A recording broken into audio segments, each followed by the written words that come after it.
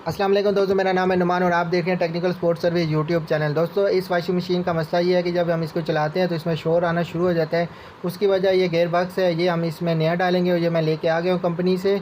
इसमें छोटी छोटी गरारियाँ लगी होती हैं जो चल चल के गिर जाती हैं और उसकी वजह से बाद में शोर आना शुरू हो जाता है। तो आप वीडियो पूरी देखें तो आपको समझ लग जाएगी कि आप इसको किस तरह चेंज करेंगे। मैंने इसमें पूरी डिटेल दी है।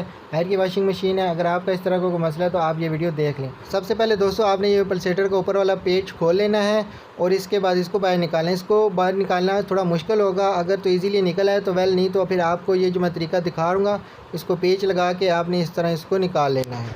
इसके बाद दोस्तों, आपने इसका बैक कवर खोलना है और बैक कवर खोलने के बाद आपने इसकी जो स्पिनर की ब्रेक वाली हुक है वो निकालनी है और साथ ही जो इसकी जो ड्रेन वाली हुक है ये भी निकाल देनी है।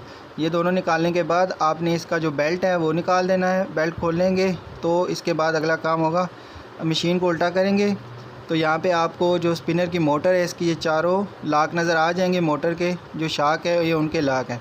आपने इनको निकाल देना है इस तरह, जिस तरह आप देख रहे हैं वीडियो में। प्रेस करना है दोनों साइडों से तो ये नीचे चले जाएंगे। ये हमारी स्पिन की मोटर अलहदा हो जाएगी क्योंकि हमने इसकी वॉशिंग मशीन की बॉडी को खोलना है और ये अलहदा होगी तभी हमारा गेयर बॉक्स लग सकता है। चारों तरफ जो पेच लगे हुए हैं मशीन के ये आप खोल लें और इसको इस तरह ऊपर की तरफ खींचे तो आप देखेंगे कि बॉडी हमारी अलहदा हो जाएगी। ये हमारा नीचे गेयर बॉक्स लगा हुआ है। अभी हम इसको खोल लेते हैं। आपका टाइम बचाने के लिए दोस्तों मैंने वीडियो को थोड़ा तेज़ कर दिया है, लेकिन अगर आपको किधर से समझ नहीं लगती तो आप मेरे से कमेंट में पूछ सकते हैं, मैं आपको ज़रूर रिप्लाई कर दूंगा। जिस तरह मैं काम कर रहा हूँ आप सेम टू सेम ऐसे ही काम करें तो इंशाल्लाह आपको कोई परेशानी नहीं होगी, आप आराम से ये सारा काम कर लेंगे।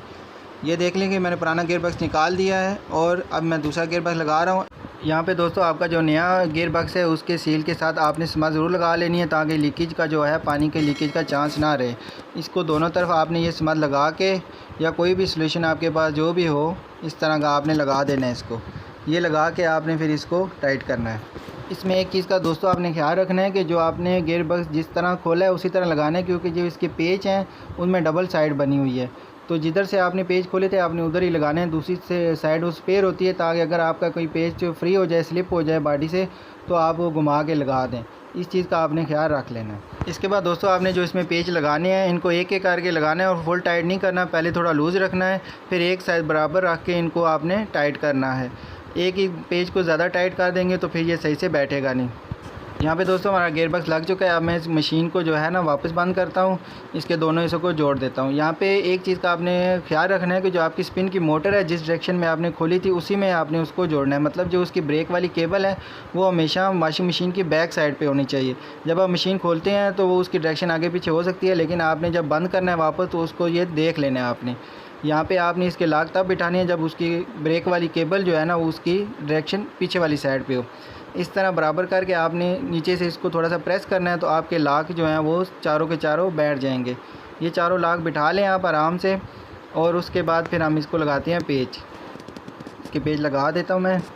पेच लगाने के बाद सबसे पहले हमने इसका बेल्ट लगाना है, क्योंकि जो हमारी हुक है ट्रेन की और स्पिन की वो लग जाएगी तो फिर बेल्ट लगाना मुश्किल होगा।